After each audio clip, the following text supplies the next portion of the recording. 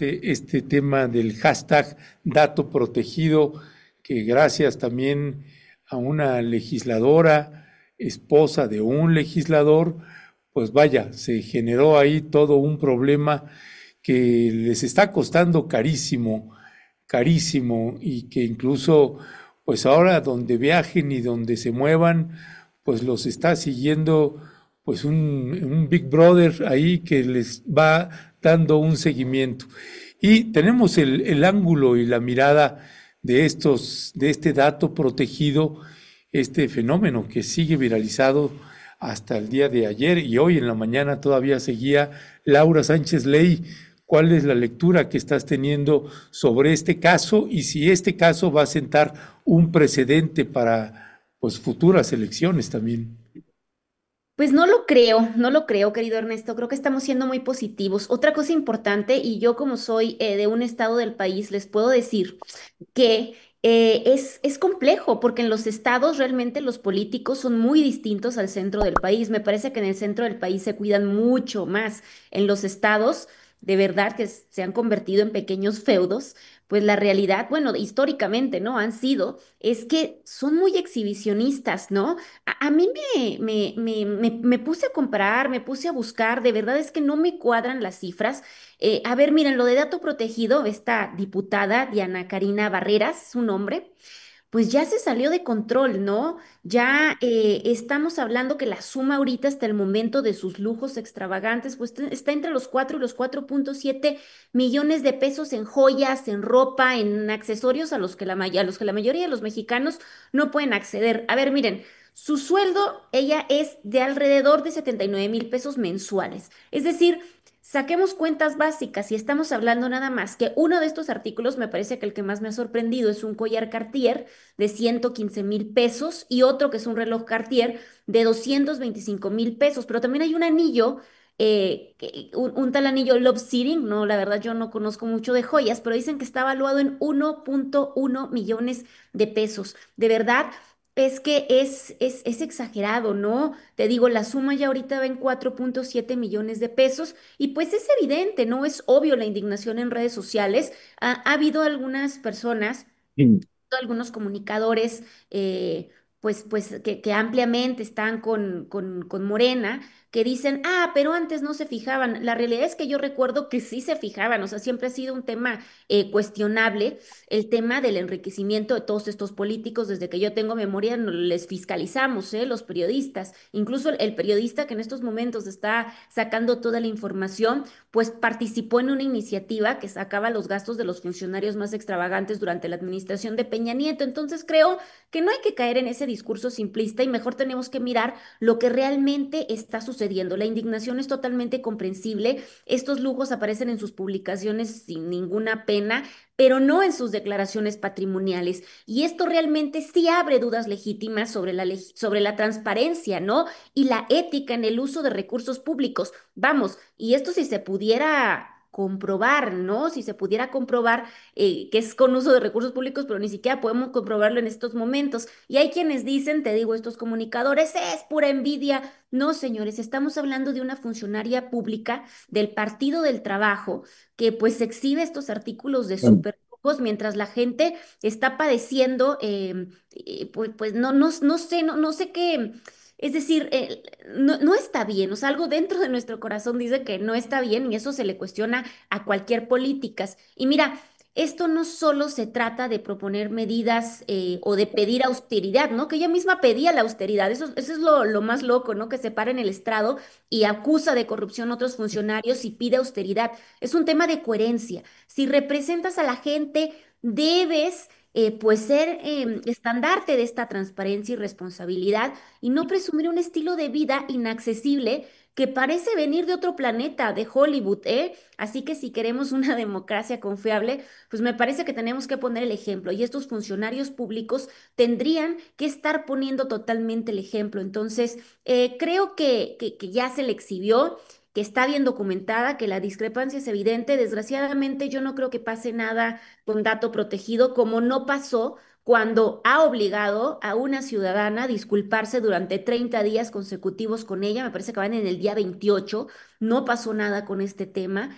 Y pues no ha pasado nada, ¿no? Con otros políticos que han hecho, bueno, afán de este despilfarro, ¿no? Creo que en Morena tienen que poner más ojo, incluso la misma presidenta ya lo dijo, en que los partidos de Morena y aliados, pues se tiene que haber congruencia, ¿no? Y que tienen que poner el ejemplo estos funcionarios públicos con toda humildad.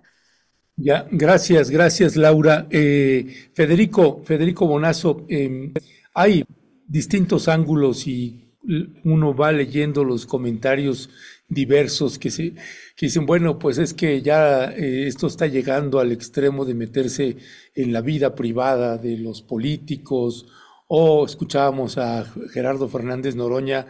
Bueno, hay hoteles donde entonces se puede uno hospedar y donde no, que nos den la lista, o líneas aéreas, etcétera. Esta, estos legisladores, esta pareja, este matrimonio, pues también ahora hay, y por ahí tenemos el video que mientras nos platica ahorita Federico, mi querido Asael, si lo podemos poner a un lado, se les ve también en China haciendo recorridos y filmándose y demás. ¿Qué decir? Hasta dónde se consideras que uno puede, debe meterse en esto, no? O esto que señala Laura Sánchez Ley, pues la indignación que genera también ver estos contrastes, Federico. Yo creo que estos casos, como el de Sergio Gutiérrez Luna y su esposa, el de Andy viajando a Japón, que por supuesto la oposición en México, que ha ido a Japón muchas veces más que Andy, digamos, y que gusta del lujo y gusta de señalar cuando la izquierda también se junta, se vincula con el gasto suntuoso, superficial y cuando lo popular se convierte nada más en un discurso para disfrazar los mismos tipos de valores que comparten ahí sí las clases poderosas, lo cual es triste, es triste. Pero todos estos casos eh, creo que abarcan aspectos diferentes. Por ejemplo, uno es el tema de la libertad de expresión, ¿no? ¿Qué es lo que le sucede a esta persona que por un tuit le cae el tribunal electoral y la multan y la obligan a hacer una disculpa pública? Lo cual es a todas luces, si uno lo acompaña además de los otros casos que estamos viendo, como el de Laida Sansores en Campeche, como el de Alejandro Armenta en Puebla, donde se está legislando como acoso en redes la libertad de expresión misma. No es que a mí me guste cuando vemos las campañas de insultos o de odio en X, siempre las he denunciado, pero no se puede violentar de esa manera la libertad de expresión. La libertad de expresión del ciudadano tiene que ser plena. Por supuesto, tiene sus límites. Cuando viene como dolo, cuando viene acompañada de falsedades y de calumnias, el agredido, la agredida tiene el derecho legítimo a defenderse e incluso a demandar. Pero cuando es una cuestión de opinión, no podemos andar censurando periodistas y mucho menos cuando esa opinión es contraria al poder, eh, así porque sí. Ese es todo un aspecto. Censura y libertad de expresión, que son dos términos, dos categorías, dos circunstancias que siempre están en tensión. Es muy fina la frontera que las divide y hay argumentos poderosos que defienden unas y otras, no la censura como tal, pero sí el derecho de las personas atacadas o calumniadas a defenderse, a ejercer una legítima defensa, con también ese derecho que es el de la libertad de expresión. ¿Y qué queremos? Pues una sociedad que se sienta libre de expresarse, eso es evidente. El poder político siempre va a intentar frenar a las voces incómodas, sea del signo ideológico que sea. A la izquierda uno debería reclamarle que no debe por su propia identidad y por los valores que dice defender, aplicar el menor grado, la menor cuota de censura. Esa ha sido la postura de López Obrador y esa es la postura pública de Claudia Sheinbaum, pero no es la postura de varios líderes o funcionarios, como sería el caso de Sergio Gutiérrez Luna, que evidentemente ha ejercido presión política sobre algunos instrumentos judiciales, o evidentemente no, vamos a decir presuntamente, para que no me vayan a demandar, presuntamente habría ejercido alguna presión política como para que también se muevan otras estructuras y apliquen castigos que son que atentan a la libertad de expresión. Ya, Por otro, gracias. Ah, pero no, sí, sí. perdón, sigue, sigue. No, no. si me estoy extendiendo, una disculpa. Nada No, más no, quiero mencionar los otros puntos. Yo creo que hay una malversación de un concepto fundamental que es la violencia política de género, que es importante distinguir cuando se ataca a una mujer por su condición de mujer y se le impide participar o se le intenta censurar de participar en la discusión pública por su carácter de mujer con este tipo de agresiones que evidentemente involucran el género, y otro es malversar ese concepto para ahora impedir o castigar a cualquiera que te hace una crítica, ¿no?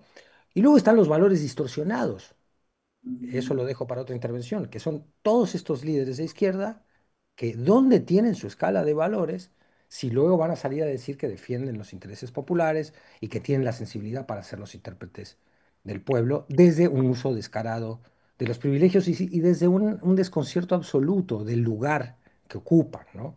Lamentablemente, López Obrador, Andrés López Beltrán, tiene ese apellido y tiene que ser consciente de que lo tiene. No es culpa mía ni de los que podamos ejercer una crítica a cómo se desempeña en su vida personal, que tiene relación con los valores que dice defender o que en todo caso pone en tela de juicio a la hora de mostrar este tipo de despliegues de lujo. Él lamentablemente se llama así, él lamentablemente escogió ser dirigente político, no lo elegimos los que podamos ejercer una crítica. Tiene que recuperar él y tantos otros dirigentes de la izquierda la noción de dónde están parados. ya, gracias Federico. Ahorita para cuando regresemos contigo te pido ahí si ajustas tu volumen y Ok. lo trepas, Federico, para no perder la costumbre, güey. Siempre están las quejas y yo la leí tarde, güey. Ni modos, lo siento. Temoris Greco, pues no sé cuál será nuestro siguiente viaje que haremos, pero pues a nosotros nos cuesta un poquito más de trabajo conseguir recursos para hacer algún viaje y que no necesariamente son de este tipo de placeres que les genera a esta clase política. Creo que lo que está golpeando mucho, y no sé ahí desde tu valoración, es que viene de Morena y entonces el tema es la congruencia. ¿Cómo lo estás leyendo tú todos estos debates que se están abriendo, donde vemos a la clase política de derecha, que son unos cínicos y descarados, y a la izquierda de Morena, pues que se conducen como de derecha? ¿Qué decía al respecto? Bueno, yo no quisiera englobar a toda la izquierda de Morena o a todas las izquierdas o la PT. Estamos hablando de una serie de figuras que están haciendo actos de total inconsistencia política, de incongruencia. Ya lo habíamos empezado a mencionar la semana pasada, pero me parece muy bien que profundicemos en ello. Ahora, decía Pierre Bourdieu,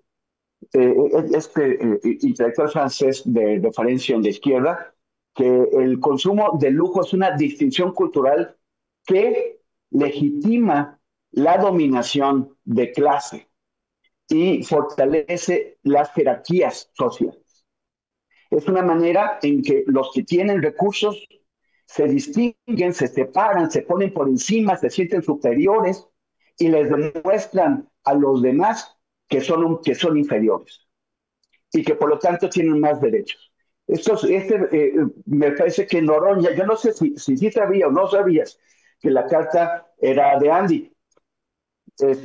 Igual y sí sabía y se hizo como que no para decir, está muy mal escrita porque los argumentos de Andy son patéticos, que dice que se lo ganó después de su esfuerzo y su enorme producto.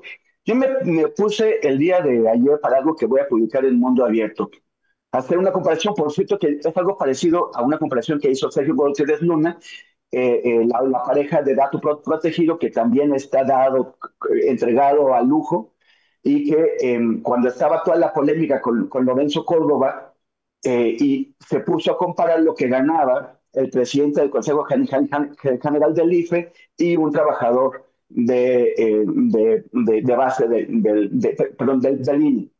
Y pues es ridículo, ¿no? O sea, la diferencia, la desigualdad era enorme. Y de eso se burlaba Gutiérrez Luna. Ahora está pagándolo porque él pues está en esas condiciones. Pero hice un pequeño cálculo. La verdad es que les está conviniendo muchísimo a todos estos gastalones de lujo el que se haya aumentado tanto el salario mínimo, porque ya no se ve tan espantosamente abusivo lo que están haciendo. Antes de que llegara Andrés Manuel, estaba en 88 y ahora está en 278 pesos. Entonces, antes, por ejemplo, para pagar, dice Andy, pues no, que su noche, que cada noche en el Hotel Okura de Japón no le costaba los 60,000 pesos que se dijeron, que le costó 7,700. Muy bien, ¿cuánto es 7,700? O sea, ¿sabe Andrés Manuel López Beltrán a quién está representando, intentando representar como líder político? ¿Cuánto gana la gente?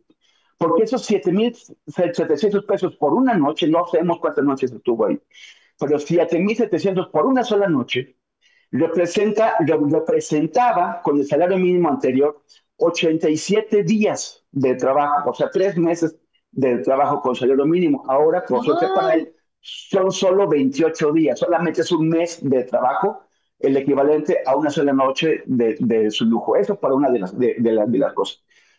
Una bolsa Prada, ¿cuánto le puede haber costado su bolsa Prada? Pues investigué los precios.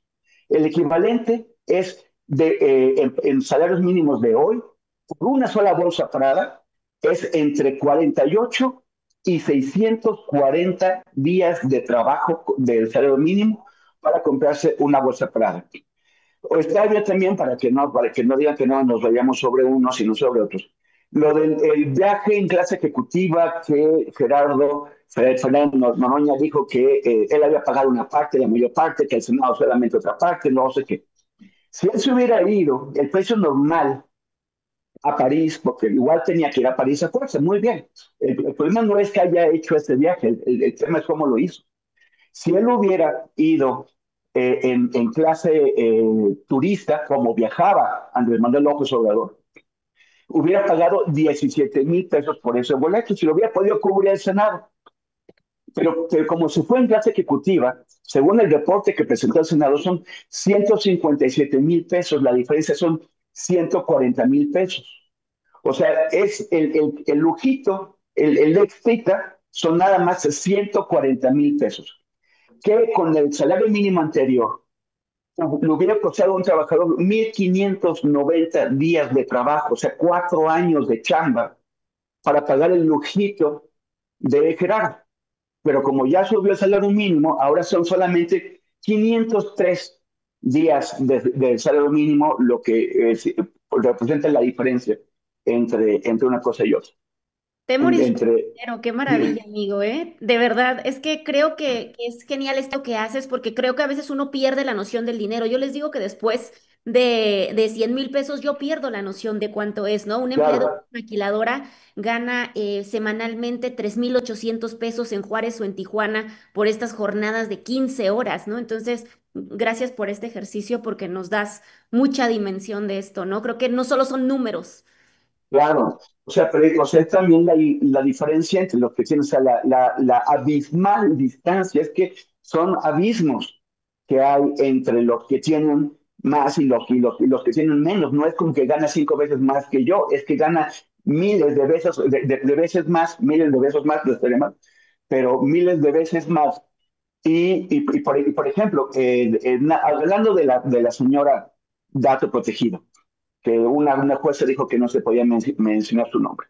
Dato protegido, nada más algunas de las joyas, escogí nada más las de Cartier, no las de Gucci, no las de Prada, nada más las de Cartier. 4 joyas que ya le balconearon de Cartier que valen 718,000 pesos, esas 4 joyas.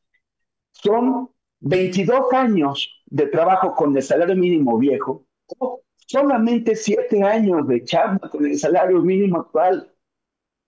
Es que son números bestiales. Claro.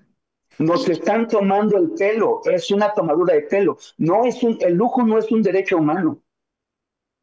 El lujo es un exceso. El lujo significa gasto de recursos, el empleo, todas estas cosas donde se hacen de mano de obra explotada. Significa, como mencioné hace un momento que decía Bourdieu, es la legitimación de la dominación de clase. Una persona de izquierda no es que tenga que vivir todavía en la pobreza, Pero una persona de izquierda de verdad, consciente, intelectualmente consciente y también de corazón, no necesita vivir con lujos. Eso es falso. Y es un cuento que ellos tengan derecho a eso. Lo tienen si se asumen como representantes de una clase dominante, que es a la que están entrando, a la que ya han llegado, y la gente piensa finalmente, con su conciencia de clase, hay una conciencia de clase de trabajadores, hay una conciencia también de clase media, y hay una conciencia de clases altas, que creen que merecen las cosas, porque quién sabe, porque dice Andy que macheteó muchísimo. También decía Marcuse que no, perdón, eso es de Rosa Luxemburgo. Luxemburgo decía, el lujo retira recursos que se podrían emplear para mejorar la vida de la gente en general. Es un gasto que se hace excesivo de un lado y que se retira de donde falta ese dinero. Entonces, es una mentira, es una incongruencia y a mí me parece una traición de clase y es una traición a un proyecto el pretenderse que tienen el derecho a gastar estos recursos alucinantes cuando el otro día, ¿de qué hablábamos la semana pasada, Ernesto? De Cochoapa el Grande, de Metatónoc, de tantos lugares de nuestra república, de nuestra nación y del mundo. ¿Cómo está Gerardo hablando de los niños de Gaza, las niñas de Gaza, cuando hace esos viajes? O sea, dice que hay que poner recursos para eso. Que ponga las 140,000 pesos de diferencia para apoyar a la agencia de la ONU de refugiados para los palestinos, o para Médicos Sin Fronteras, o para UNICEF. No que Oye, los tire ahí. que además de todo, perdón, la Sí, Secretaría de sí. la Función Pública le toca entrar. Yo no he anunciado absolutamente ninguna investigación. Yo tenía un amigo que trabajaba en la Consejería Jurídica con Andrés Manuel y él declaró su colchón, porque era de esos colchones caros, y su juego de PlayStation. O sea, tienen que abrir una investigación la Secretaría de la Función Pública por omisión en una declaración que puede terminar en la remoción del cargo de estos dos funcionarios si se comprueba la irregularidad al no declarar. No está sucediendo esto. Urge una investigación por parte de la SFP. O sea, esto no está ni en duda y no está pasando, ¿eh? Y esto sí es una omisión. Sí, pues ahora esta Secretaría de la Función Pública, ahora Secretaría Anticorrupción, pues encabezada por Raquel Buenrostro, pues sería buenísimo esto que señalas, mi querida Laura. Es una Sí, obligación, querido Ernesto. que se clave ahí. Y si les parece, y si te parece, Laura, también aprovechamos que estamos en este tema y que roza mucho con la propuesta de la reforma electoral. A propósito A de, propósito. a propósito de, y que bueno, la presidenta de la República, Claudia Sheinbaum, pues designó a esta comisión, que ya estaremos pasando la imagen, con los funcionarios del gobierno de la Cuarta Transformación, que estarán a cargo, encabezados por Pablo Gómez, para redactar esta propuesta de reforma electoral. Luces y sombras que alcanzas a ver ahí en esto, Laura Sánchez Ley. Oigan, me río porque aparte proponemos 4 temas y nos llevamos indignados media hora con uno solo, ¿no? Oye, nada más una cosa que dice Maquiavelo, y es cierto aquí en el chat. Dice, si criticas los lujos de Noroña, el señor se indigna y te acusa de clasismo. Es como si vas con un machín y lo denuncias y te dice, ah, qué macho eres. Eso es machismo. O que denuncias el racismo de los sionistas y te dicen, es que eres antisemita. Fíjate, ahí Temoris y Laura y Federico, que ahí, por ejemplo, Violeta se metió a hacer una investigación, pero detallada y minuciosa, que no se le escapara ningún tipo de prestación, bono, sueldo y demás para los diputados, y resultó al final de la investigación que eran aproximadamente lo que cobran ya con prestaciones, son 9,000 pesos diarios las diputadas y los diputados, y en el caso de los senadores y senadoras, 13,000 pesos diarios, nada más. Eso es para que nos demos un ligero quemón de qué demonios estamos hablando. Ahora sí, Laura, entrando en materia con la otra propuesta. Brevísimo, porque nos quedan 3 temas, así que es de a 3 por minuto. De a 3 minutos por tema. Bueno, me parece que luces y sombras, ¿no? Evidentemente, reducir el gasto de los partidos, que es una de las propuestas, quitar a los plurinominales, simplificar el sistema y, bueno, esta promesa de no tocar al INE, pues sería beneficioso. Sin embargo, sí creo que hay que ir con cuidado porque lo que está en juego no es menor. Yo les digo, la sombra más grande que veo, paradójicamente, aunque nos quejamos de ellos, pues es eliminar a los plurinominales. A ver, recordemos que el mismo Pablo, ay, ¿cómo se llama? Se me fue el nombre ahorita. Gómez. Pablo Gómez. Pablo Gómez, pues pertenecía al Partido Comunista, no sé si recuerdan esta información, y en dos ocasiones, pues llegó al poder cuando el PRI hegemónico, cuando el PRI dominaba y mandaba gracias a este escaño plurinominal. Dos veces fue plurinominal, nunca fue votado y nunca habría sido votado porque estos partidos en su momento, pues realmente no tendrían ninguna clase de representación y la gente estaba cooptada totalmente por los recursos, por los fondos, por los bonos, por los programas sociales del Partido Revolucionario Institucional. Entonces, me parece que hay que tener mucho cuidado. Me parece que incluso hay voces dentro de Morena que ven con reserva algunos puntos sobre, sobre todo el tema de los plurinominales, ¿no? Entonces, me parece que sí hay que, sí tiene que construirse con todas las fuerzas. Es una reforma importantísima, sin mayoriteos y sin simulaciones. Es peligrosa, ¿eh? Sí es preocupante. No es como la de telecomunicaciones, ¿no? Que realmente era, digamos, se discutió, ¿no? Y sí se llevó a pleno. Así que, pues yo creo que tiene dos caras lo que está planteando Morena con esta reforma político-electoral. Suena bien en papel reducir todos estos gastos, como decimos, pero hay que mirarlo con calma y sí hay que construirse, ¿no? Sí, sí creo que una reforma de este calibre pues no puede hacerse por mayoría simple ni espaldas a la oposición, aunque no nos guste, ¿eh? Aunque esta oposición nos desagrade en muchos aspectos. No puede ser una reforma de un solo partido. Entonces, no se puede emular lo que pasaba en el PRI en el pasado, ¿no? Gobernando solo y cambiando las reglas a conveniencia, porque recuerden que los puestos son transitorios, ¿no? Entonces creo que si Morena quiere diferenciarse de eso, pues va a tener que demostrarlo con hechos. Entonces,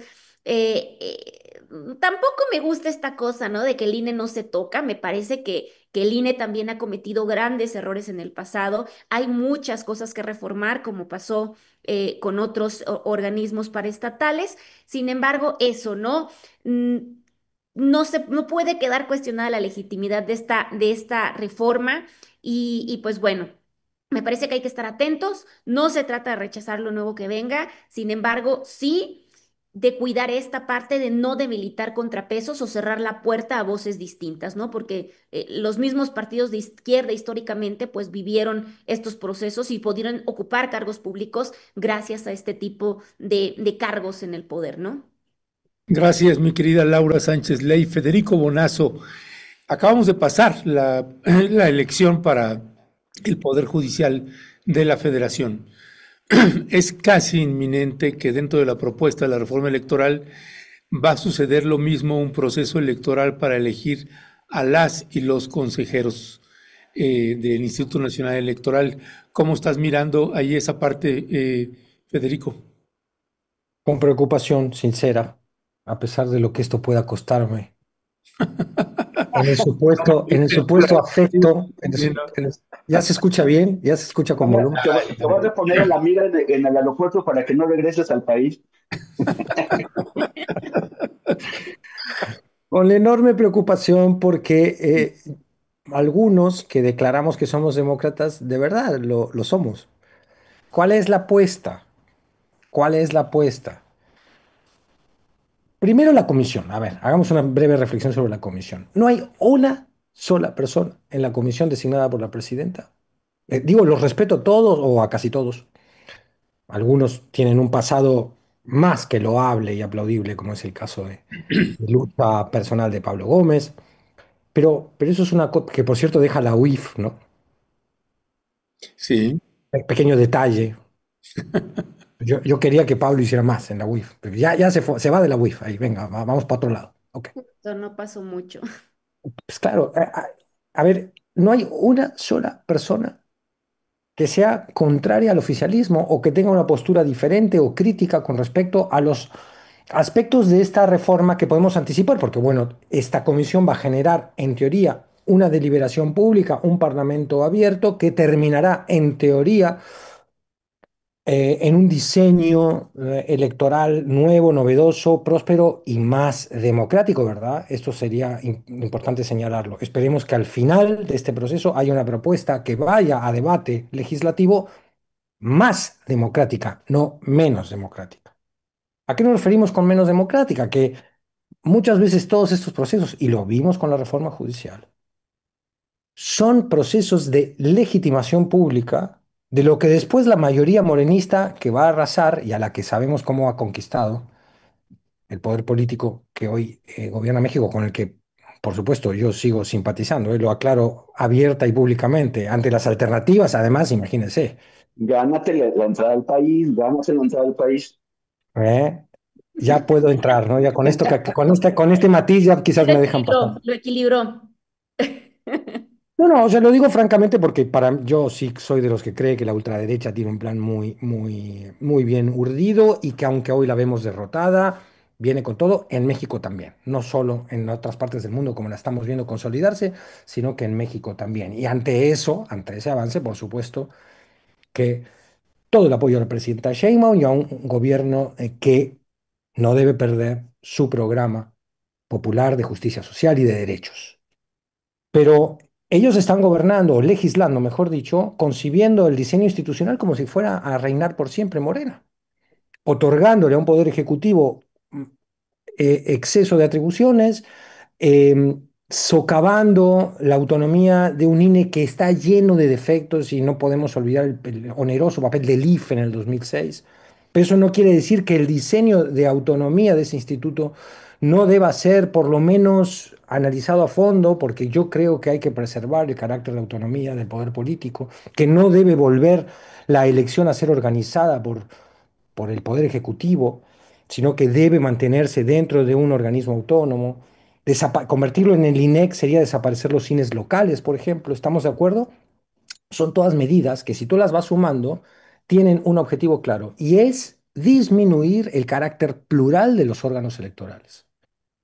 Ya, Y nadie podría estar de acuerdo, ningún demócrata, con la idea de disminuir el carácter plural de los órganos electorales.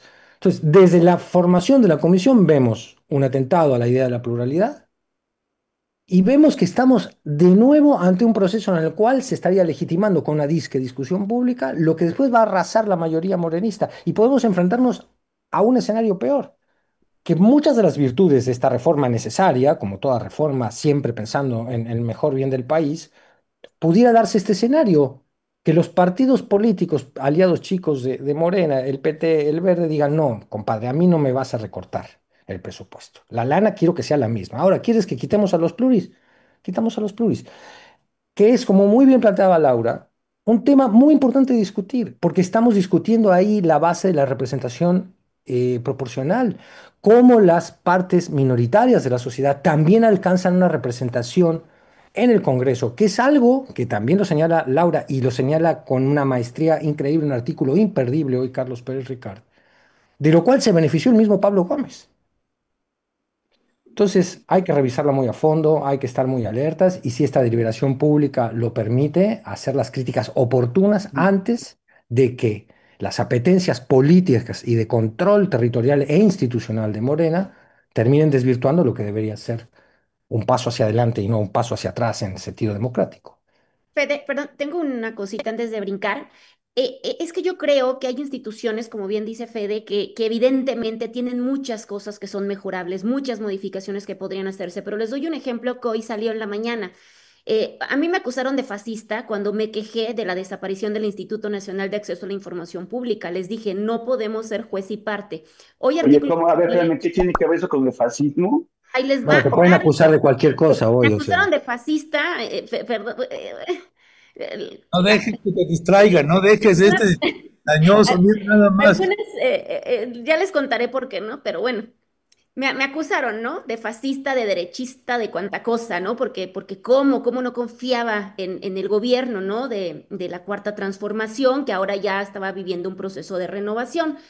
Hoy, Artículo 19 publica una cifra súper preocupante. Se hizo un análisis del total de las solicitudes de acceso a la información que se han hecho desde que desapareció y empezó a entrar en funciones hace 3 meses. Pues ahora sí que la Secretaría Anticorrupción, 99.6% de las solicitudes de acceso a la información fueron negadas por el gobierno y Ya. no hay cómo pelearlas.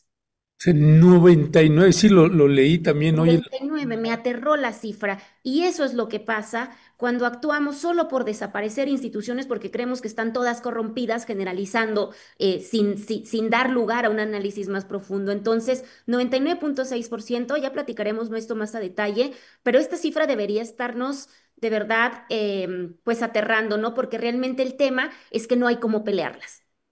Pues sí, parte. Pues sí, pues bueno, ¿a quién te va a ti, Federico? ¿A quién le iba? No, a Temoris, a Temoris. Memo, No, yo aquí estoy nada más ahí mirando. ¡Ay, qué sentido! Hola, Temoris, tiene usted la palabra, señor. Sí, pero ya se me olvidó. Ya.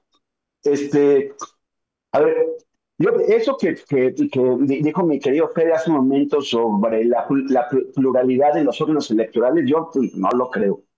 Creo que los hechos indican que no, nunca la hemos tenido. Desde el primer Consejo General del IFE hubo una repartición de los consejeros por partidos, dos del PRI, entre ellos Waldenberg, dos del PAN, dos del PRD y uno del PT. Eran 7 en aquella época. En la primera renovación que hubo, el PRI y el PAN se agandallaron y dejaron fuera al PRD y al PT y al Verde y a todos los demás. Y así ha sido. O sea, nunca, o sea, siempre los partidos políticos, así como con la determinación de jueces, de magistrados de la Suprema Corte, siempre ha sido de pacto de cuotas. Y esto, o sea, de cuotas entre los políticos, o en el caso del Poder Judicial, de cuotas entre los grupos de poder en el Poder Judicial. Entonces, o sea, a ver, sí hace falta arreglar eso porque no ha estado funcionando. El tema, claro, yo estoy absolutamente de acuerdo cuando dice que si realmente creemos en la democracia, pues debemos aspirar a una pluralidad. Y a mí también me preocupa el monocolor que vemos en la comisión que fue creada para este efecto. Eh, yo espero como es una comisión presidencial, pues esta comisión participe en algunas estructuras con otras comisiones que sí sean pues más plurales o que reflejen la diversidad en el país, porque 60% de los que votamos por Claudia no somos el 100% del país, somos solo el 60% y aún así somos muy diversos entre ese 60%. Entonces, tenemos que ver más. Ahora, yo veo que fue Pablo Gómez la unidad de inteligencia financiera. Pues es como ves poner un pescado a criar pollos. O sea, como que lo sacaron completamente. Digo, pescado del pez, no que no vayan a creer que otra cosa. Bueno, pues colocarlo en este proceso de reforma electoral me parece que es regresar al pescado a la PC, a que vuelva a ser pez. Y es un tipo que tiene toda la experiencia, ha visto todo desde el principio, desde las reformas del 76 y 77, porque fueron aprobadas en el 76 en diciembre, pero entraron en vigor en el 77, que ha visto todo el proceso de reforma electoral. Y una cosa muy importante, él fue uno de los grandes campeones de la representación proporcional, precisamente porque como representante del Partido Comunista, sabía de los efectos perversos que tiene el sistema mayoritario en el sistema electoral. Como ejemplo para nuestra audiencia. En 1988, por primera vez entraron senadores de oposición al Senado. El PRI obtuvo, según las cifras del fraude, el 50% de los votos. El Frente Democrático tuvo la tercera parte y el PAN tuvo la sexta parte de los votos. Bueno, el PAN, con su sexta parte, no recibió ni para tener un senador. Al Frente Democrático, su tercera parte le sirvió para tener 4 de 64 senadores. Y la mitad de los votos le sirvió al PRI para quedarse con 60 de los 64.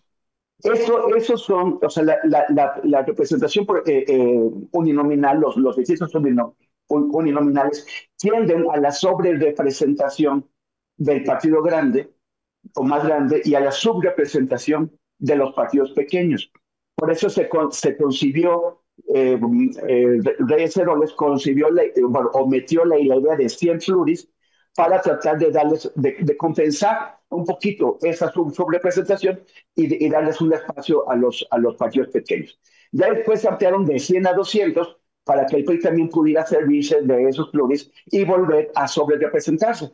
El Congreso que tenemos ahora es resultado de medidas que el PRI tomó para beneficiarse de sí mismo y que acabaron sobre representando a la 4T. Los pluris son necesarios porque ayudan a corregir los defectos del sistema mayoritario. ¿Cuál es el problema? Que es corregir los defectos se convierte en otro defecto cuando tenemos un sistema de listas cerradas que permiten que los dirigentes de los partidos tengan todo el poder, digan tú sí, tú no, tú vas primero, tú vas después, y que se refuerce el poder de las cúpulas. En una entrevista con El País, Pablo Gómez dijo que se podría buscar otro sistema en el que sea el mejor desempeño. O sea, entrarían como pluris segundos lugares, o sea, aquellos candidatos que no quedaron en primer lugar, que perdieron, pero que tuvieron tan buen desempeño como para destacar entre el conjunto y quedar al frente. La idea de los pluris no es la sobrerepresentación, es corregir los problemas de la sobrerepresentación. Pablo luchó toda su vida por eso, hasta que llegó al poder. Esperemos que haya una congruencia y que él proteja el sistema y corrija el sistema de representación proporcional, aunque baje el número de pluris a 100 o como quieran. A mí me parece que está empezando la discusión. El otro día Enrique Krause salió a decir que ya dijo que se acababa la libertad de expresión. Ya, y lo dice y lo sigue diciendo y con su libertad de expresión. Ya dijo que estamos en dictadura. Ahora anunció la semana pasada que muere el sufragio efectivo y la no reelección. Pues si hubiera muerto la no reelección y el sufragio efectivo, tendríamos a Andrés Manuel de presidente vitalicio. O sea, no se hubiera ido y no hubiéramos tenido una elección que nadie pugnó porque fue limpio. Pero en fin, él está declarando eso antes de que haya una propuesta. Tenemos que esperar a que haya una propuesta, pero bueno, no solamente esperar, tenemos que seguir estos debates para tratar de influir y que haya un trabajo colectivo para tratar de que quede representada la pluralidad de la sociedad y no solamente los que, como decía hace un momento Fede, que están en el poder y por alguna cosa creen que se van a quedar siempre en el poder. Eso no va a pasar. Va a haber alternancia y así como Morena y la 4T se beneficiaron de la sobrerepresentación de la que se quiso servir el PRI, ahora puede ocurrir otra vez esa paradoja que su concentración de poder acabe beneficiando a la derecha o a quien se dé. Ya, gracias, mi querido Temoris. Dice David Peña, el maxi abogado David Peña, hola compa, felicita a la mesa de mi parte, hoy no hubo austeridad en su inteligencia ni en conocimiento. Tenerles juntos es un lujo que sí nos merecemos, dice el maxi abogado. Gran abrazo, David, al admirado David. Sí, brillante. Sin austeridad, pero sin lujos. Sí, bueno, entrando y pasando también al siguiente tema, yo nada más, y quisiera hacer nada más en lo que toca a la reforma electoral, ayer lo comenté, y desde mi punto de vista, si en la reforma electoral no se le quita el poder a los cacicazgos de los partidos políticos, va a ser más de lo mismo, con pluris, sin pluris y demás. Si se sigue eligiendo, las cúpulas de los partidos políticos siguen eligiendo quién va a ser el regidor, el síndico, el presidente municipal o la presidenta municipal, diputados locales, federales, senadores, gobernadores y gobernadoras. Es lo mismo. Hoy en la conferencia matutina de la presidenta Claudia Sheinbaum, alguna chica de Quintana Roo, una periodista, le decía de que, bueno, pues que si ya se están viendo quién va a ser el candidato para la gobernatura de Quintana Roo. Nosotros tenemos ahí, le hemos dado mucho seguimiento y la gobernadora de Quintana Roo, pues ya está queriendo colocar a quien la va a sustituir y que es del Partido Verde Ecologista y nada más los pasan a Morena. Y entonces eso toca de manera, me parece importante, el fondo que tendría que tener una reforma electoral de alto calado, pues tendría que considerar que se puede empoderar a la ciudadanía, a las bases de los partidos políticos y no a las dirigencias de los partidos políticos. Vaya desafío con esta clase política que tenemos en el país. Pasando al otro tema que, perdón que me estoy brincando un tema, pero intento darle un seguimiento a lo que estamos hablando, y es la derecha se radicaliza. Eh, Laura Sánchez Ley, pues vemos algunos legisladores que ya cada vez hacen más estruendos ahí en la Cámara de Senadores o en Cámara de Diputados, y algunos otros que van emergiendo por ahí. Hay lecturas distintas. No hay oposición, está completamente diluida. Federico dice, pues no la podemos dar por muerta y por ahí están y pueden dar un salto importante. ¿Qué decía al respecto ahí, Laura? Pues mira, ahora sí que Tem nos hizo el favor de hacernos un resumen de lo que pasó esta semana con la derecha más rancia. Y ahora sí, ¿no? Que la derecha está en descomposición, ¿no? Pero mal. Lo ves en cada uno de sus síntomas. Y bueno, nos decía Tem justo, ¿no? Sandra Cuevas se inventa un partido personal como si fuera un reality show. No sé si han tenido oportunidad de entrar a su Instagram, que yo la sigo en su Instagram y aparte tiene el Instagram secreto que les voy a revelar, probablemente después de esto lo vaya, que es el Instagram de su oso. ¿Han visto que carga un oso? Bueno, en ese Instagram de su oso, ahorita os voy a pasar el nombre, realmente ella sube lo que hace en su día a día, ¿eh? En el del osito. Entonces, Bien, a ojo ver, ahí, ¿eh? Dato porque ahí sube sus excentricidades, no es en su Twitter ni en su Instagram normal, ¿no? Entonces, bueno, convierte en un reality show este partido personal que ya ha anunciado como tres partidos políticos, movimientos políticos con miras a convertirse en un partido político. Yo la verdad no veo mucho, pero tampoco lo veía en Eduardo Verástegui y hemos visto ahí un ascenso raro. Alessandra Rojo de la Vega, bueno, hace campaña con la cara del Che Guevara porque provocar vende más, ¿no? Y mientras esto ocurre, pues siempre vuelven como si nada hubiera pasado, es decir, una letanía, una cantidad de mentiras y siguen en la arena pública estos personajes y es ahí donde coincido con Fede, ¿no? De repente nos burlamos de ellos, pero ojo, hay que tenerlos bien monitoreados, ¿no? Ahí tenemos, por ejemplo, a personajes que no se van, ¿no? Krause hace años, hace 6 años gritaba que había dictadura, que era el fin de la libertad de expresión, pero aquí anda, ¿no? Y cuál dictadura y cuál censura, ¿no? Es decir, pero lo que más me llamó la atención esta semana de lo que nos contaba Tem, pues es esta reunión de Acosta Naranjo con Eduardo Verástegui. ¿Saben por qué? Porque creo que seguimos con el mismo tema, ¿no? Hablando de nuevos partidos, de nuevas plataformas, pues tenemos gente y es preocupante, digo, yo no sé si alguien recuerda quién es Guadalupe Acosta Naranjo, pero es un hombre que se forjó en la izquierda totalmente, fue líder sindical del PRI, fundador del PRD, bueno, diputado, presidente de la Cámara de Diputados. En fin, entonces lo que vemos al frente ahora que preside este proyecto político Somos México, que por cierto publicaron en Twitter una oración en contra del Estado narcosocialista. La verdad es que siempre se superan, es lo que te digo, son bastante creativos de repente con sus términos. Y decía, y bueno, ¿por qué me preocupa la incorporación de Acosta Naranjo, aunque hemos visto el calibre de esta gente?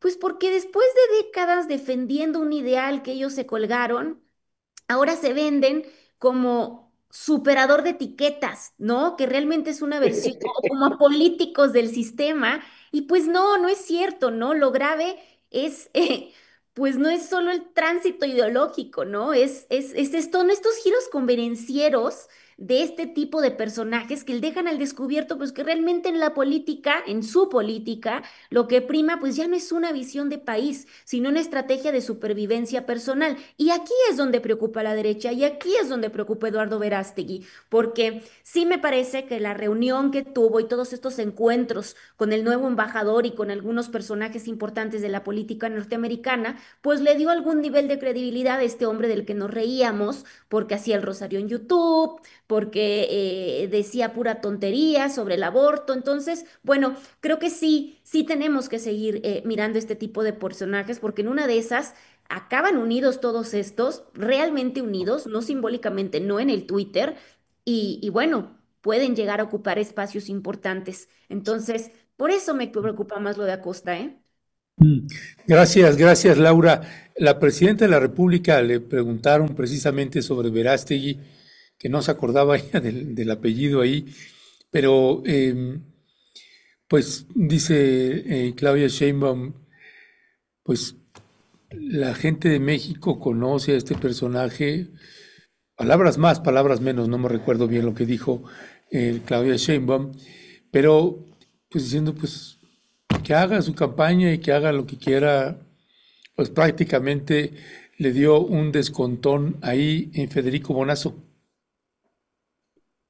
Sí, a ver, yo distingo por lo menos dos derechas de las tantas que hay en México, pero intentemos para más o menos hacer un pequeño mapa rápido, una síntesis, hablar de dos derechas. Una derecha que sería la que asumió el modelo económico neoliberal y cuya representación partidista fue el PRI y el PAN, el PRIAN. Esa es una derecha que en muchos de sus integrantes, al final vimos quiénes se integraban a ella, desde Norma Piña, pasando por Waldenberg, y connotados autodeclarados demócratas y liberales como Lorenzo Córdoba. Es decir, ahí hay todavía, hay algunos personajes fascinantes como Cuadri, que lo intenta y no lo logra, pero quiero decir, hay toda una vieja guardia vestida de liberal que tiene un profundo pensamiento conservador, pero que todavía va a defender los valores republicanos y democráticos.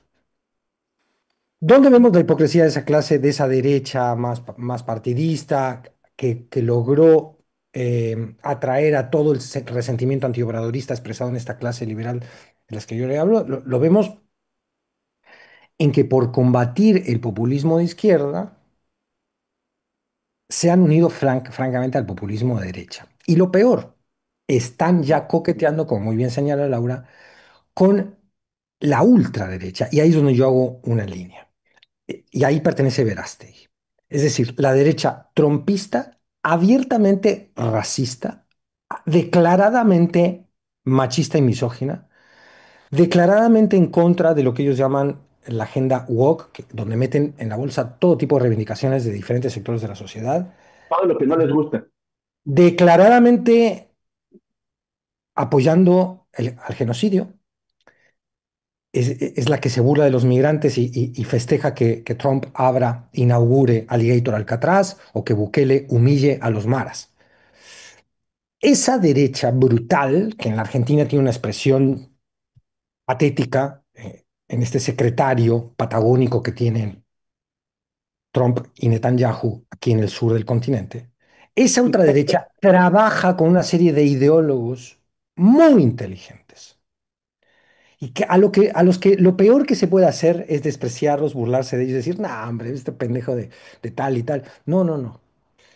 Esa gente es peligrosísima porque y son los Steve Bannon y los secretarios que también tiene Steve Bannon en esta ultraderecha muy bien coordinada a través de las fundaciones del Atlas Network, de la CIPAC, como tantas veces lo hemos dicho y no nos cansaremos de decirlo. Esa ultraderecha no logra aprender en México, se topa con una serie de factores que son muy interesantes de analizar. No hay tiempo en esta exposición de esbozar ni siquiera alguno de ellos. Creo que culturalmente el discurso de odio no prende en la sociedad mexicana. Es interesante intentar explicarnos por qué. Pero no logran prender hasta ahora. Que no logren prender hasta ahora no quiere decir que no puedan prender. Porque los desafíos que tienen nuestros gobiernos de izquierda realmente existente enfrente son muy graves, muy grandes. Y además entran en la agenda de los Estados Unidos. Es decir, el problema de la seguridad interna Le conviene a Estados Unidos que se incremente en México, no que se solucione. Mientras esas dos fuerzas confluyan, el crecimiento de las fuerzas del crimen organizado con el deseo geoestratégico de los Estados Unidos de que eso se desarrolle y empeore, nuestras izquierdas, por ejemplo, para hablar de ese punto concreto, van a encontrar un desafío terrible, que hay que ver cómo lo encaran y lo solucionan. Y por ahí se va a colar la crítica de esta ultraderecha ante una sociedad muy adolorida y muy estresada y muy lastimada por el crimen cotidiano, permanente y doméstico que entra en contacto con con el crimen organizado. Ahí van a entrar el pensamiento punitivista de derecha fascista. Incluso no hace falta que entre solamente representado en el speech de la ultraderecha. Ya lo vemos en el propio speech de Morena. ¿Qué es Mm. la prisión preventiva oficiosa? Sino esa parte de ese speech punitivista de derecha, violatorio de los derechos humanos. Entonces, el peligro en México, para mí en este momento, no es tanto que encuentre Morena enfrente un Milei, un Bolsonaro, un Trump, un Bukele, sino que desde adentro, por ciertas presiones que hemos intentado esbozar en esta reflexión apresurada, se vaya colando la agenda por adentro. ¿Qué representa un tipo como Pedro Aces? ¿A qué partido representa? Este otro diputado sionista, cuyo nombre de hecho viene a olvidar, que es de Morena, pero temo y seguro con su cabeza infalible no puede acordarse. Es decir, ¿qué Pero representa? dime quién es, dime quién No, es. te digo, ahora te digo. Mira, dame un segundo y te digo el nombre. Hugo Eric Flores Ah, Servan. Eric Flores, el Eh, dirigente de Encuentro Social, un el, encanto de el muchacho, un líder, hombre que líder, tiene... líder evangélico. Exactamente. ¿Dónde está? Ujú. En el bloque de Morena. Sí, Entonces, ese personaje, además, mi querido Federico, es el abogado que logró la libertad de exactamente. que cometieron la masacre de Actial, además. Exactamente. Y está implicado en lo de Samir Flores, si no me equivoco. Está señalado él también como abogado o Exacto. como parte del grupo que estaría señalado como agresor de Samir Flores. Es decir, estamos ante Y una además derecha. es sionista, eso no me lo sabía. Sí, sí, es sionista el tipo. Ujú. Eh, Esto es Morena también, ok. Y Yunes, Mayer, todos esos personajes que representan el interés popular. Por eso, cuando estamos hablando de que colonice, ¿qué Morena va a colonizar nuestras instituciones? El INE, esa Morena, porque eso también es Morena. Ahí es donde están los peligros. Y la ultraderecha en México va a seguir trabajando, liderada por estos ideólogos, va a seguir viniendo a México Cayetana Álvarez, la diputada del PP, que mucho más que PP parece de Vox. Va a seguir Salinas Pliego haciendo sus encuentros en la Universidad de la Libertad, avalado por el prestigio de algunos intelectuales que no alcanzan a entender el problema político, totalmente subsumidos en su pelea abstracta de la justicia ideal. Esa es la derecha a la que nos enfrentamos, ¿no? Porque la derecha partidista del PRIAN está derrotada. No veo por dónde se vaya a levantar. Lo peor que puede hacer un tipo como Verástegui y los que lo asesoran es aliarse con Naranjo, ¿no? Entonces, bueno, así lo veo yo. Una derecha partidista muy, muy abajo, una ultraderecha que va a seguir intentando hacer mella y su trabajo. Y tiene un representante muy importante, con esto termino, que es el embajador de los Estados Unidos, Buggy el aceitoso Ronald Johnson. Ya, gracias, gracias, Federico.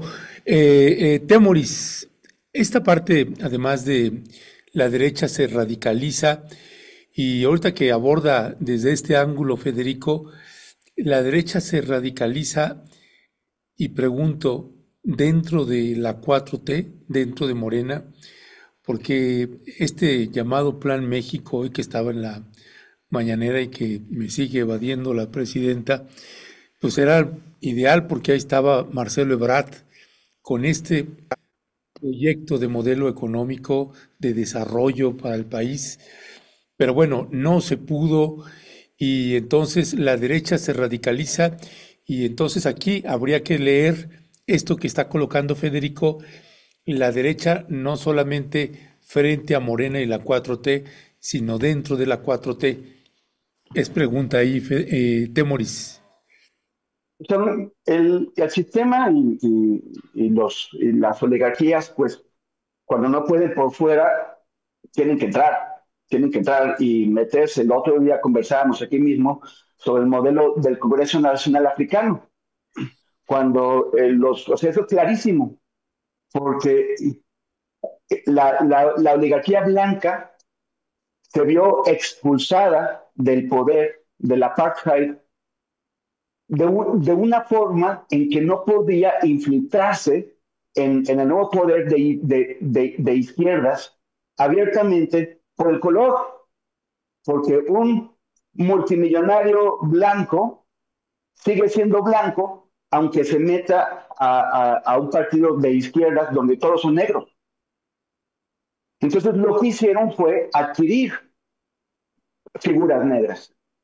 Y ya pusieron a dos presidentes, lo comenté la vez pasada, a Thabo Mbeki y a Ramaphosa, así les Ramaphosa. Los dos miembros de los comités de dirección de las empresas más importantes de Sudáfrica, que de esa forma se aseguran que cambie el color del partido o cambie el color de la gente que gobierna, ellos siguen teniendo una forma de controlar. El presidente actual es Ramaphosa. En el Congreso, en el partido de Congreso de India hicieron lo mismo, solamente que ahí fue más fácil porque pues, todos eran indios, todos por usar. No había este tema étnico o de color de piel que hiciera una distinción. ¿Por qué entró, todo el mundo dice, ¿por qué Lili Telles entró a Morena? ¿Por qué le hicieron senadora? ¿Cómo cometieron ese error?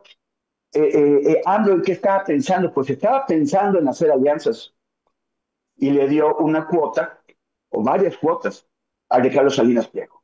Lili Telles es la figura que Ricardo Salinas Pliego pidió que subiera en el Senado, y cuando Ricardo Salinas Pliego empezó a presionar y a presionar, que fue gradual, no fue de golpe, empezó a presionar, una de sus medidas fue mandar a Lili Telles a la oposición y como ariete contra Morena.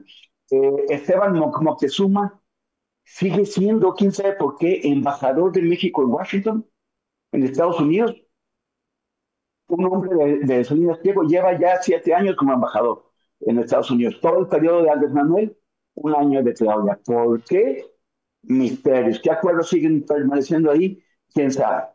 Pero ante el desastre que estamos viendo en la oposición, este video que está ridículo de matarse de risa, donde Verástegui, hombre de la ultraderecha, se pone en un camellón con sonido ambiental, ni para un micrófono les dio, a platicar con Acosta Naranjo, y le dice, gente como nosotros de la extrema derecha tendríamos cabida en México posible, y él, sí, pero siempre que sean demócratas, y luego se ponen a hacer una oración juntos. Acosta Naranjo, que viene de Nayarit, quiso ser candidato del PRD a la gobernador de Nayarit, ocupó otras posturas, luego creó con Velas Burrán el grupo o sea, estaba con los chuchos, luego creó el grupo de los Galileos, donde metieron a Emilio Álvarez y Casa. Emilio Álvarez y Casa, cristiano de ese grupos de cristianos, de católicos de base, de lucha de toda la vida, más cercanos a la izquierda, y que ahora está coqueteando con la ultraderecha católica que conoce muy bien. Y Velas Durán, que viene del Consejo Estudiantil Universitario, que se destacó en la huelga del 91, del 90-91, ahora también jugándole por ahí. O sea, es un desastre ese panorama, pero y no veo al Agustín Laje, que es uno de los ideólogos de la extrema derecha argentina, yo no veo a un Agustín Laje mexicano, pero como bien advierte Fede, pues lo quieren preparar.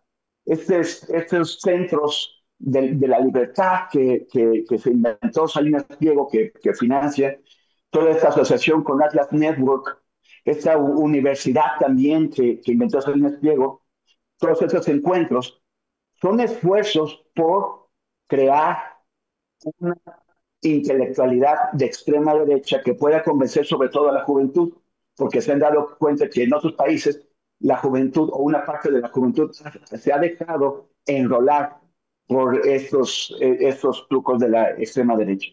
Entonces, por supuesto que lo están buscando aquí. No se ve todavía, pero pues hay que estar súper atentos. Los ridículos que hacen, que nos dan para mucha risa, no significa que no haya dinero. Tal vez no logran generar ideas, no, no se les da, no encuentran ningún intelectual, siguen pensando que Krause y Aguilar Camín y de Mauleón y todos esos ya pasados y erosionados y tumbados pueden seguir siendo sus referentes, que lo sigan pensando, me parece fantástico, insistan, pero si no hay ideas, sí hay dinero y muchos políticos, o sea, lo que dejó ver ese video de Verástegui con Acosta Naranjo, Verástegui se dedicó a quedar bien con todo el mundo y eso fue mandarle saludos a los dirigentes de todos los partidos que se le ocurrió. A Peña Nieto del Partido Republicano, a Romo del PAN, a uno que yo ni sabía que existía, que se llama Vida Nueva, algo así. O sea, se dedicó a quedar bien con todo el mundo y lo que hizo fue revelar el montón de esfuerzos minúsculos, chiquititos de la extrema derecha. Entonces, pues bueno, pues eso es ridículo, pero dinero hay y ese dinero sí puede eventualmente lograr que donde no hay ideas y no hay fraternidad porque no se caen bien, haya unidad. Esta imagen que te voy a pedir, Asael, es, pues de veras que surrealista, porque es, Verástegui señala que Noroña es fascista y de izquierda como... Ándale. No, no, no, es que de veras, pues es increíble hasta dónde se puede llegar ahí. Bueno, ya nos tomamos más de tiempo. Si les da tiempo de abordar el tema de los tres capos y el tema de la pena de muerte, si no, una reflexión final también del tema con el que ustedes quisieran cerrar, mi querida Laura Sánchez Ley.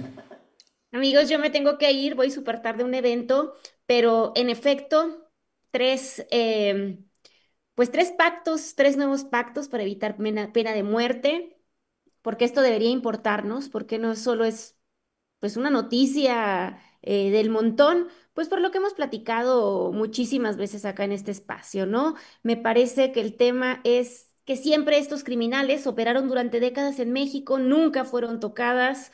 Los policías, los políticos, los empresarios, los militares, toda la, digamos, la plana política que sobornaron, pues se fue con ellos, ¿no? La información de estas alianzas. Entonces, cuando pactan en Estados Unidos, pues este pacto de silencio con México es terrible, ¿no? Porque deja tanto mal parado el Estado mexicano, pero también, pues porque las víctimas están cada vez más lejos de la justicia transicional, de todo lo que tiene que ver con el esclarecimiento de sus desaparecidos. Lo hemos platicado muchas veces, ¿no? Entonces, básicamente ahora todo depende de lo que diga o no diga Washington. Así que yo me voy con eso.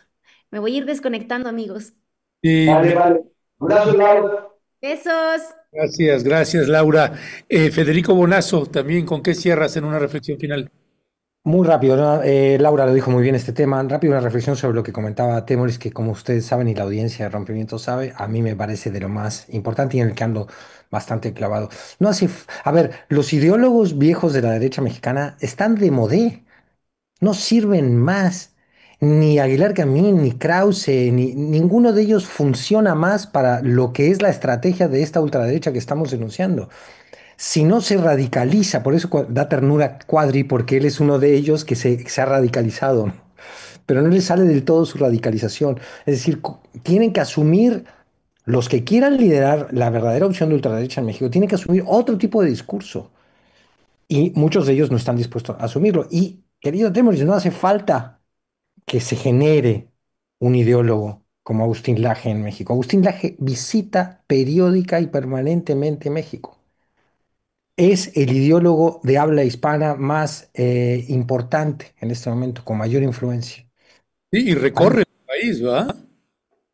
corre el país, Sí, periódicamente. pero lo que digo, Fede, no es eso. O sea, es que independientemente de que se generen activos locales que puedan hacer un trabajo parecido, lo que tienen son los recursos. O sea, están los recursos de Salinas Pliego, de Gracias. multimillonarios que no son tan torpes y tan vulgares y tan visibles como Salinas Pliego, y también los recursos de Estados Unidos y de España. O sea, México tiene una posición estratégica. México y Brasil son importantísimos, son las economías más grandes de América Latina, son fundamentales y no logran así. El bolsonarismo es fuerte en Brasil, está de momento contenido, pero es muy fuerte y muy peligroso. Aquí Claro, tratan de crear algo similar. es Entonces, pues correcto. bueno, pues es el esfuerzo que van a hacer. Y sí, Agustín Laje viene. Pero ya sabes que a los mexicanos siempre nos da cosa que venga alguien de afuera a decirnos qué hacer. Necesitan figuras locales. Y más un argentino mamila, ¿no? Y más un argentino sencillito y carismático, ¿viste? Eso. No, yo te explico todo Pero, cómo es. Sí. No, no. y, y ya para irnos, hay una iniciativa que lanzamos hace unos días, nuevamente con el tema de Gaza, como siempre, que es urgente, es sobre periodistas. O sea, la prensa internacional fue excluida de Gaza, no los dejaron entrar, para poder silenciar Gaza. Y la otra parte de ese silenciamiento de Gaza es el exterminio de los periodistas palestinos que están en Gaza, que ya van 232. Nunca nadie ha matado tantos periodistas. Israel es el mayor asesino de periodistas del mundo con distancia. No hay nadie que se le acerque. Entonces, hay una exigencia, hay una campaña que lanzamos para periodistas de muchos países que pidiendo que nos exijan entrar a Gaza a acompañar a los colegas palestinos, porque también está la idea de que con la presencia, de que sin la presencia de países internacionales es más fácil exterminar a los palestinos, porque no te metes en problemas con otros países, solamente con los palestinos. Y que también, pues Israel, ¿qué hace? O sea, está matando a los periodistas de Gaza, no deja entrar a los extranjeros, y luego dice que toda la información que sale de Gaza no se puede creer porque es de Hamas. Bueno, si quieren información independiente, que dejan entrar a los países extranjeros. Entonces, la información sobre esta campaña la pueden encontrar en mundoabierto.info. Y lo otro es señalar que hay un montón de deserciones de grandes figuras intelectuales y políticas y militares adentro de Israel que ya no soportan esto. Acabo de ver a David Grossman, que es uno de los principales autores israelíes, si no es que el más relevante desde la muerte de Amos Oz, que dice, con todo el dolor de mi corazón tengo que decir, estamos cometiendo un genocidio. Y salió Yuval Harari, que es un sionista. Bueno, es un sionista. Hay dos tipos de sionistas: los del Gran Israel y los de la solución de los dos estados. Ese es el que cree en un estado palestino todavía. Y él dice, acaba de decir que vamos hacia la limpieza étnica. Todavía no se atreve a decir que ya se está cometiendo, sino que van hacia la limpieza étnica y que eso va a ser una transformación del judaísmo, porque le preocupa a él, tan grande como la que hubo hace 2000 años cuando la caída del templo. El Estados Unidos militar y de eso, ya cada vez es más evidente que es insostenible la posición de Netanyahu y los suyos. El problema es Trump. El problema es que mientras Trump no quiera cambiar de opinión, pues es muy grave eso. Ahora, también hay también el Partido Demócrata de Estados Unidos, que antes jamás se atrevían a votar en contra de Israel, más que uno o dos díscolos por ahí. Ahora Bernie Sanders presentó una propuesta para no vender armas a Israel y la mitad de los demócratas votaron a favor de esa propuesta. Solamente la mitad de los demócratas, todavía no es todo el partido, pero es muy choqueante ver que el 80% de los votantes demócratas están contra el genocidio y solamente la mitad de ellos responden. Pero bueno, ya es la mitad, hay un avance. Pues sí, y además es esto, esta lógica, Temoris, de estar rompiendo con el escepticismo, precisamente, y si les parece bien y da un poquito de tiempo, hay un video precisamente de Al Jazeera que me parece útil en lo que toca a esta parte de que la gente dice, pues no importa qué hagamos, no paramos el genocidio y entonces pues va generando el escepticismo o el desánimo de la gente. Eso Y desmoviliza. sí, sí, eso desmoviliza. Y tenemos el video de Elena Sardá de Al Jazeera, donde habla un poco sobre este tema.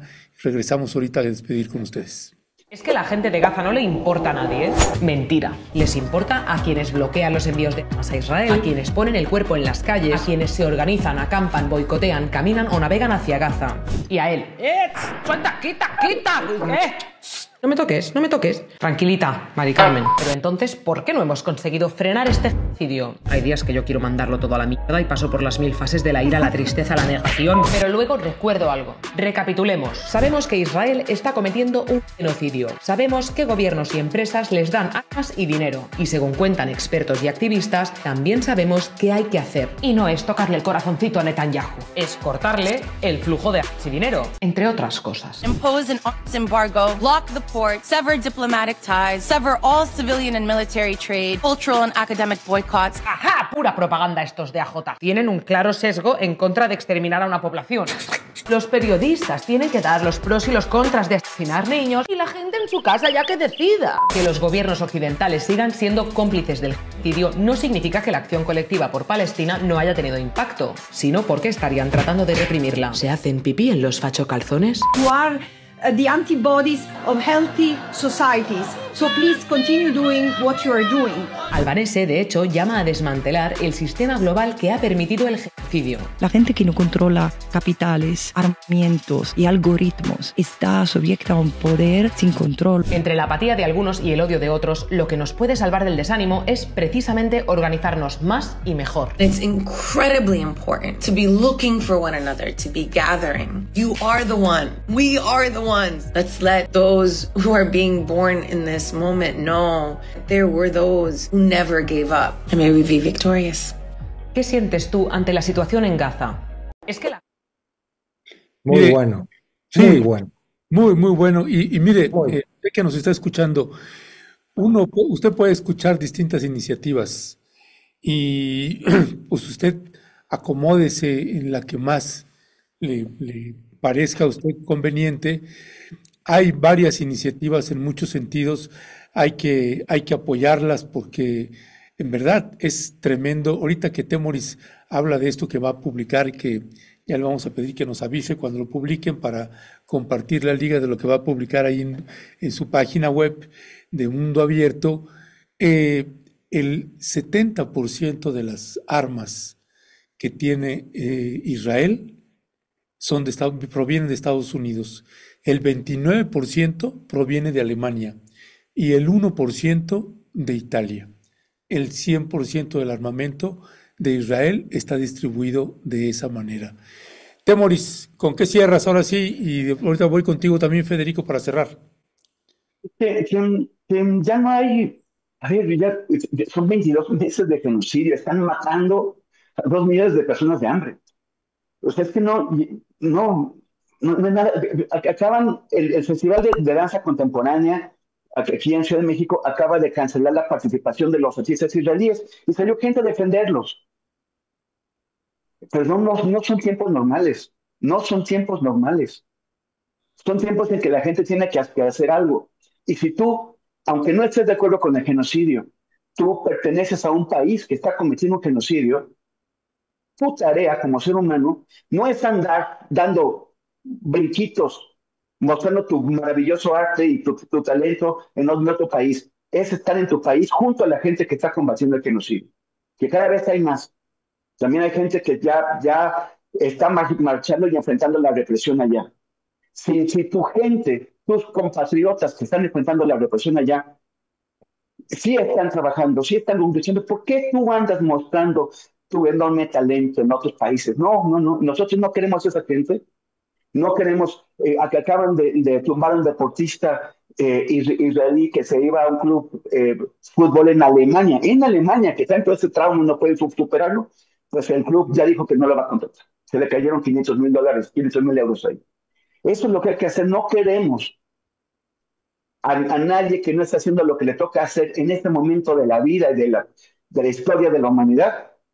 No lo queremos haciendo otra cosa más que lo que debe hacer, que es combatir el genocidio. Y eso es en primerísimo lugar tarea de los ciudadanos del Estado de Israel. Ellos tienen que pagar, mi pendejo. Gracias, Temoris Greco. Federico Bonazo, ¿con qué cierras? Muy brevemente, recordar a la audiencia que a veces cuestiona que hablemos tanto de Gaza, diciendo, bueno, aquí también en México tenemos muchísimos problemas, ¿por qué no se ocupan de ellos? No, no son problemas mutuamente excluyentes. En todas las manifestaciones de la crueldad y de el crimen y el racismo convertido en política pública, en todo ese espectro, en el extremo más cruel, dramático y urgente está el genocidio en Gaza, pero pertenece a una concepción que está apoderándose de varios sectores del mundo, que es la que hay que desafiar. Como el gobierno mexicano no comprenda que también a él, no solo por sus obligaciones internacionales como firmantes de la Carta de las Naciones Unidas, también tiene una responsabilidad como parte de la comunidad internacional de denunciar el genocidio del pueblo palestino, como siga concibiendo que este es un problema que le queda muy lejos y que la destrucción del derecho internacional que esto significa se puede llevar a cabo sin que eso aparentemente le incumba al interés nacional, está cometiendo un error no solo humanitario elemental, que sería lo más importante, sino estratégico también. Y entonces a las audiencias mexicanas, a las audiencias nuestras locales, hacer énfasis en denunciar esto, no cansarse de denunciarlo, nos incumbe, parece lejos, pero está muy, muy cerca nuestro. Ya. Federico Bonazo, Temoris Greco, siempre un placer, un gusto. Un fuerte abrazo y seguimos al habla. Gran abrazo. Gracias. Nos vemos pronto. El próximo, ¿qué? ¿Martes? ¿Miércoles? Ah, no. Jueves. El lunes, compadre, el lunes. Bueno, fuerte abrazo. Hasta pronto.